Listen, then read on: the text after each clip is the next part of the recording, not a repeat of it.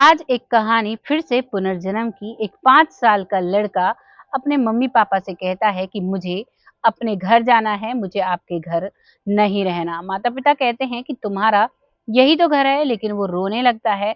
वो रोता रोता सड़क पर पहुंच जाता है और बस का इंतजार करने लगता है। वहीं घर वालों से चुपके जाता है, लेकिन गांव वालों को पता चल जाता है। गांव में आज भी इतनी इंसानियत होती है, किसी का बच्चा किसी को दिखता है तो उसकी मदद करते हैं, उससे पूछते हैं तुम कहाँ जा रहे हो?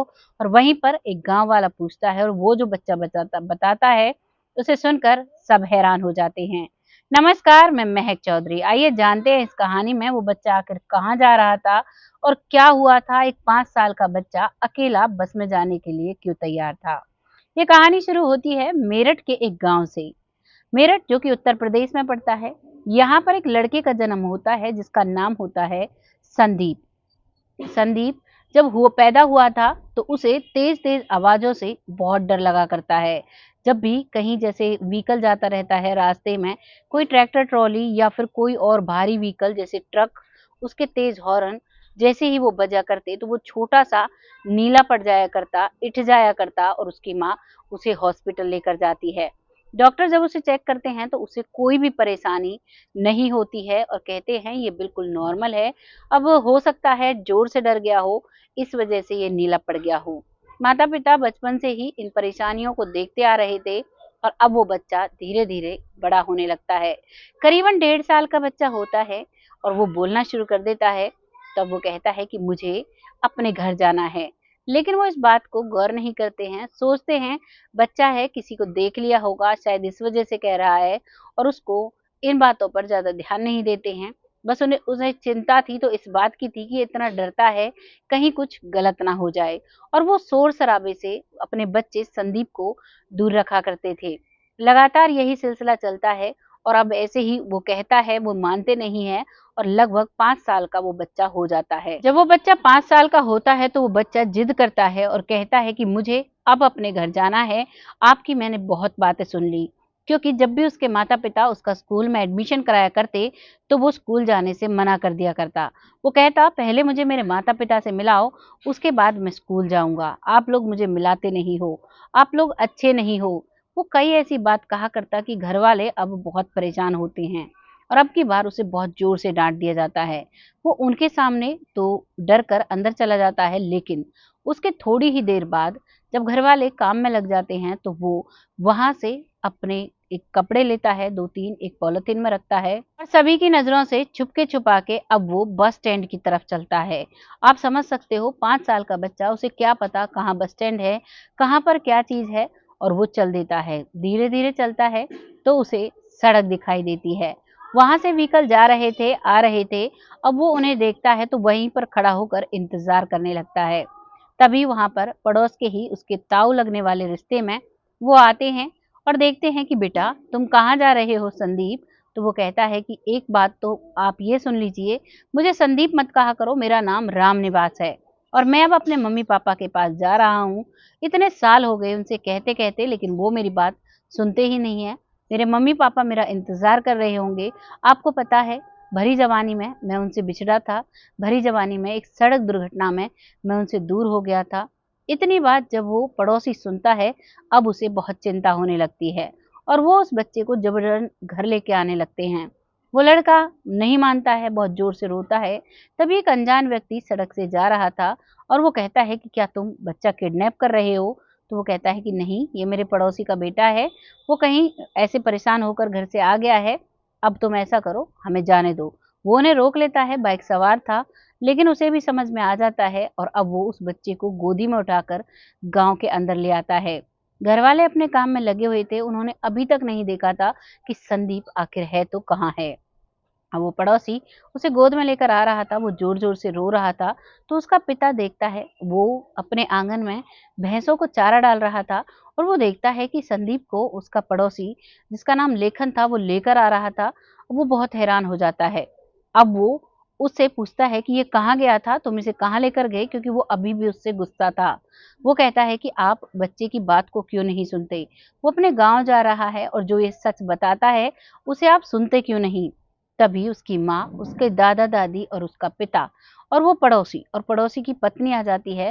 वो सभी बैठते हैं और सभी कहते हैं कि बेटा हमें सारा कुछ बताओ, तुम्हारे साथ क्या हुआ था? तभी संदीप बताता है कि मेरा नाम रामनिवास था। मैंने ग्रेजुएशन की पढ़ाई की हुई थी और उसके बाद मैं नौकरी के लिए जा रहा था। तभी रास्ते में दुर्घटना में मेरी डेथ हो जाती है और उसके बाद मेरे माता-पिता बहुत रोते हैं। मैं खड़ा हुआ उन्हें देख रहा था, लेकिन मैं कुछ भी नहीं कर पाता हूँ। उसके बाद एक हवा का झोंका आता है और उसके बाद मुझे नहीं पता, जब मैं अपने आप को होश में पाता हूँ, तो मैं अपनी इस जन्म वाली माँ के गर्भ में अपने आप को बंधा हुआ महसूस करता हूँ और फिर उसके बाद मेरा जन्म होता है, तब मैं अपने आप को अपनी माँ की गोद में पाता हूँ। लेकिन तब से ही मुझे मेरे पिछले जन्म की माँ की बहुत याद सताती है। मुझे ऐसा लगता है मेरी माँ के पास मैं कब पहुँचूँगा? ये सारी बातें सुनकर वो सभी भावुक हो जाते हैं, क्योंकि ये 5 साल का बच्चा संदीप ये सारी बातें बताते-बताते रोने लगा था। उसकी आँखों में आँसू थे और बस हाथ जोड़कर सबसे गिड़गिड़ा रहा था कि कैसे भी करके मुझे मेरे घर पहुँचा दीजिए।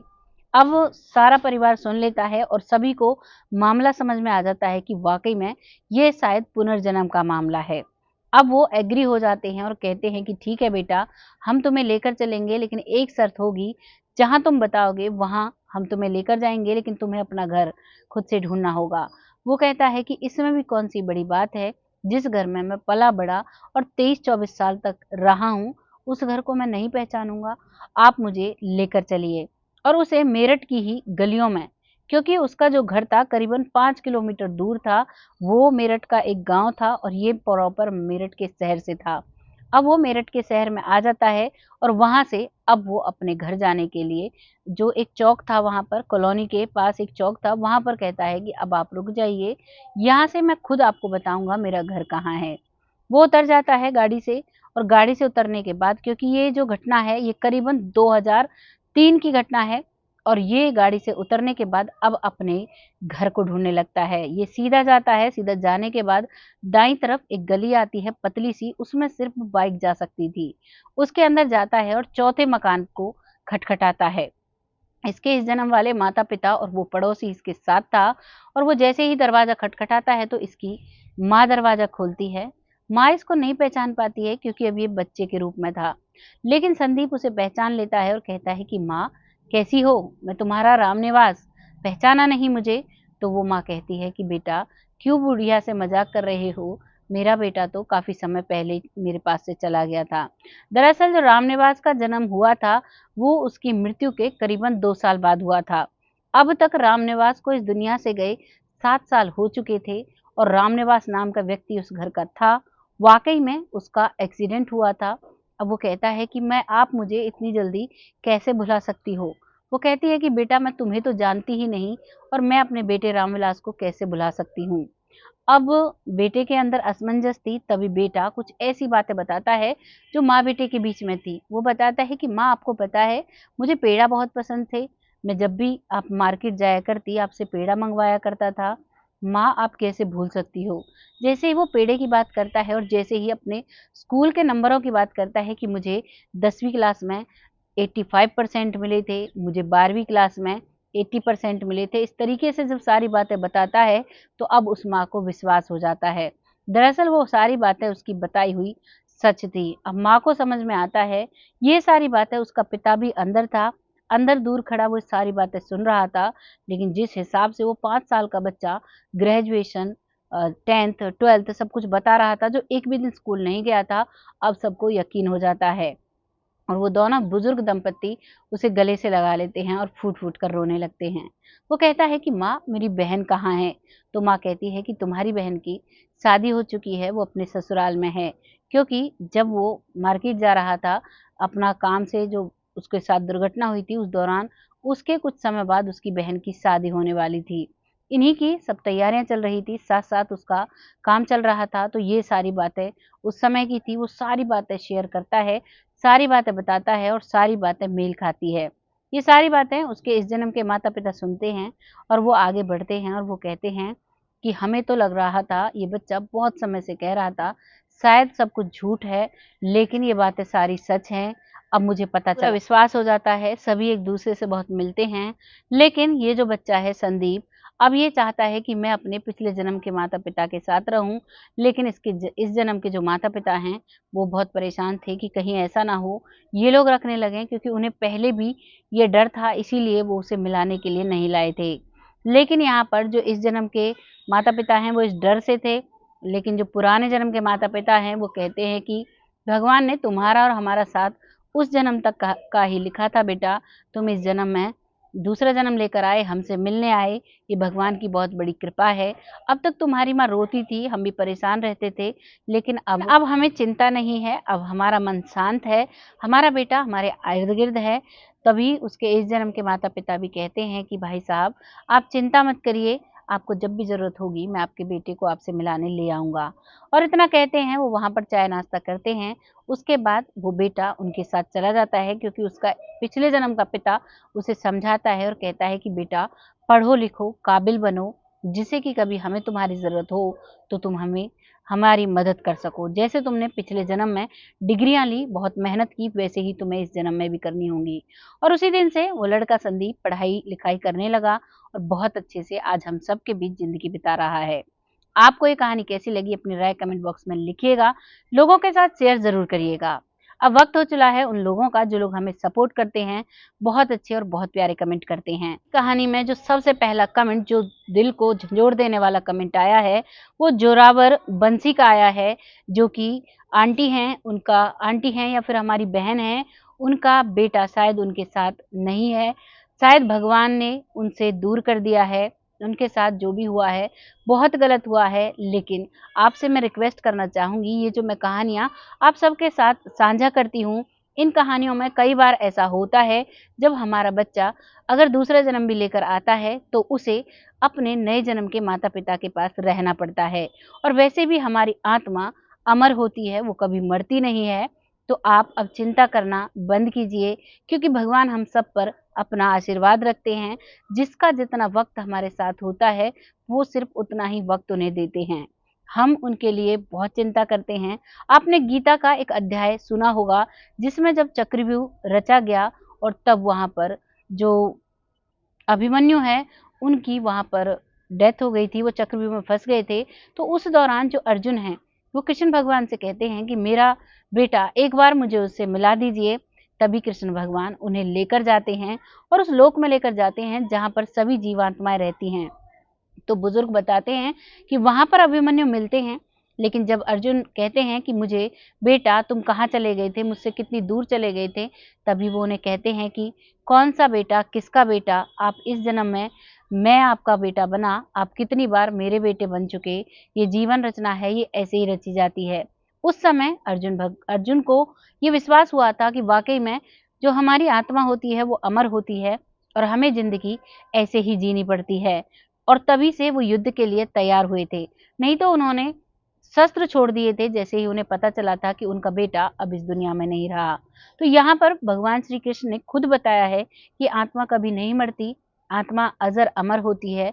तो आप भी चिंता ना करें, आपका बेटा जहाँ भी है सही है। आप बस भगवान को याद करें और सच्चे मन से प्रार्थना करें कि वो जहाँ भी रहे खुश रहे। जब वो खुश रहेगा तभी आप खुश रहेंगी। अगर आप खुश रहती हैं तो उसकी आत्मा खुश रहेगी और वो जीवन में कभी नहीं रोएगा। अगर आप यहाँ पर रोती रहेंगी, उसे याद करती रहेंगी, तो वो वहाँ पर उसे कष्ट होगा। तो आपसे बस यही अनुरोध है कि आप रोएँ ना, आप शांति से सच्चे मन से भगवान की भक्ति में लगें। अगला कमेंट आता है देववती भारद्वाज जी, जो बहुत अच्छा कमेंट किया है, आपका तहे दिल से धन्यवाद। ऐसे ही अपना सपोर्ट हमारे साथ बनाए रखें। आपके जब अच्छे-अच्छे कमेंट आते हैं तो हमें बहुत अच्छा लगता है। अगला नाम आता है लक्ष्मी भारद्वाज जी, आपका भी बहुत अच्छा कमेंट आया है। आपका तहे दिल से धन्यवाद। ऐसे ही अपना सपोर्ट हमारे साथ बनाए रखें, जिससे कि हम आगे बढ़ते रहें और ऐसे ही हमारा ये जो परिवार है, यूट्यूब परिवार आगे बढ़ता रहे। अगला नाम आता है परमजीत कौर जी, जो बहुत अच्छे से सपोर्ट करती हैं। आपका तहे दिल से धन्यवाद। ऐसे ही प्यारे-प्यारे कमेंट्स हमें लिखती रहें और हमें ऐसे ही सपोर्ट करते रहें। अगला नाम आता है आशा गुप्ता जी, जो बहुत अच्छे से नाम आता है के महेश्वरी जी, जो बहुत अच्छे से सपोर्ट करती हैं, लिखती हैं। आपका सुनाने का तरीका बहुत अच्छा है। आपका तहे दिल से धन्यवाद। आप खुद अच्छे हैं, इसीलिए आपको ये कहानियाँ अच्छी लगती हैं, तरीका अच्छा लगता है। आप ऐसे ही अपना प्यार और आशीर्वाद हमारे सर पर बनाए रखें, जिससे कि हम आगे बढ़ते रहें। अगला नाम आता है हरमिसाल जी, जो लिखती हैं राधे राधे। आपका तहे दिल से धन्यवाद, राधे राधे आपको। ऐसे ही अपना प्यार और सपोर्ट हमारे साथ बनाए रखें। अगला नाम आता है आशा गुप्ता जी, जो कहती हैं अर्जी स्वीकार करिए। यानी कि हमने जो एक कहानी बताई थी वो बालाजी उस पर थी, कैंची धाम पर थी। उसके लिए उन्होंने लिखा है कि बाबा मेरी अर्जी स्वीकार करें। ज़रूर आपकी अर्जी बाबा स्वीकार करेंगे। सच्चे मन से अगर हम डोर लगाते हैं तो बाबा हमारी, हम जहाँ भी बैठे हैं वहीं से सुनते हैं। ऐसे ही अपना प्यार और सपोर्ट हमारे साथ बनाए रखें। आता है मंजू जी, जो बहुत अच्छे से सपोर्ट करती हैं, बहुत प्यारे इनके कमेंट होते हैं। आपका तहे दिल से धन्यवाद। ऐसे ही अपना प्यार और सपोर्ट हमारे साथ बनाए रखें, जिससे कि हम आगे बढ़ते रहें। अगला नाम आता है सरयूवाला जी, जो बहुत अच्छे से कमेंट करते हैं। आपका तहे दिल से धन्यवाद। ऐसे ही अपना सपोर्ट हमारे साथ बनाए रखें। आप सभी से रिक्वेस्ट है, अपने अपने क्षेत्र का नाम भी ज़रूर लिखा करें, जिससे कि मैं अगले कमेंट में आपकी जगह का नाम भी बता सकूँ और जान सकूँ कि आप मुझे कहाँ से देख रहे हैं। अगला नाम आता है विवेक, जो कि बहुत अच्छे से सपोर्ट करते हैं, जो कि मथुरा अलीगढ़ से हैं। आपका तहे दिल से धन्यवाद। ऐसे ही अपना सपोर्ट हमारे साथ बनाए रखें। अगला नाम आता है जमुना जी, जो बहुत अच्छे से सपोर्ट करती हैं। आपका तहे दिल से धन्यवाद। ऐसे ही अपना सपोर्ट हमारे साथ बनाए रखें। अगला नाम आता है महेश गुप्ता जी, जो बहुत अच्छे से सपोर्ट करते हैं। आपका तहे दिल से धन्यवाद। आज की कहानी में बस इतना ही। नाम तो बहुत सारे हैं, लेकिन सारे नाम लूँगी तो वीडियो 1 डेढ़ घंटे की बन जाएगी और आप लोग बोर हो जाएँगे। अगले जो नाम रह गए हैं, वो अगली वाली वीडियो में ज़रूर लिए जाएँगे। अपना प्यार और सपोर्ट और अपना आशीर्वाद ऐसे ही हमारे साथ बनाए रखें। और लास्ट में विपिन कुशवाहा जी, जो अंकल जी हैं, जो हर वक़्त उनका बहुत पहले कमेंट आता है, आपका तहे दिल से धन्यवाद। ऐसे ही अपना सपोर्ट हमारे साथ बनाए रखें। बहुत जल्द फिर आती हूँ ऐसी किसी सच्ची और अच्छी स्टोरी के साथ। तब तक आप सब खुश रहें, आबाद रहें, भगवान से यही कामना करते हैं। जय हिंद, जय भारत।